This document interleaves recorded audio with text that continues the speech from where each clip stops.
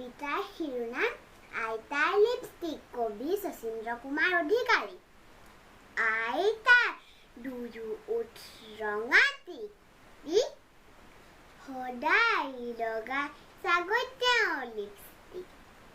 পিছে বাৰু ক'ত পায় কোনে দিয়ে কিনি, মনে মনে আনি দিয়ে ককাই কিজানি।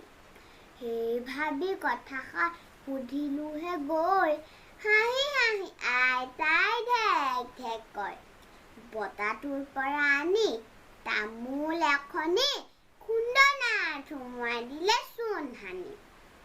তামোলৰ গুৰিখিনি মুখত ভৰাই হাঁহি হাঁহি আইতাই হেলেঙি লগাই পিক কৰে ৰসখিনি দিলে উলিয়াই। দেখি মই হতবাক, কিনো কথা পাই, ৰঙা চিঙা পৰি গ'ল উঠাই তাত, লিপষ্টিকতকেওচোন এই ৰং চাই। আইতাই ক'লে, বাহ এই লিপষ্টিক, অসমীয়া নাম তাত